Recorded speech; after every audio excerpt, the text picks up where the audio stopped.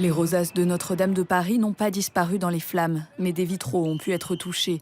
Pour Claire Babet, maître verrier spécialisée dans la restauration, il est trop tôt pour faire un état des lieux.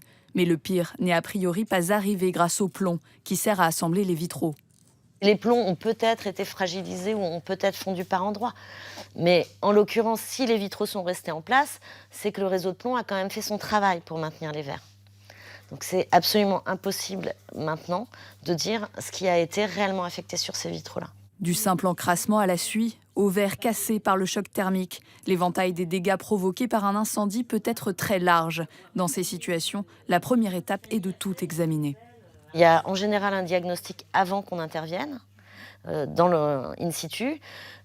Ensuite, quand on dépose les vitraux, on les examine un par un en atelier. Et c'est là qu'on va déterminer si les plombs sont fragilisés, si les verres sont cassés. C'est là que des maîtres verriers comme Claire Babet et son équipe interviennent. Ils restaurent actuellement un panneau du XVIe siècle qui provient de l'église Saint-Méry à Paris. Ils essayent de conserver le maximum d'éléments d'origine. Il était vraiment très très fragmenté. Donc là, on a été obligé d'enlever le plomb qui datait du XXe siècle et on recolle chaque petit fragment d'origine. On reconstitue les pièces en fait avec des collages. Ils peuvent aussi remplacer les morceaux de verre disparus qu'ils peignent et sertissent de cuivre pour les différencier des pièces d'origine. Un savoir-faire qui aidera, s'il le faut, à redonner toute leur majesté aux vitraux de Notre-Dame.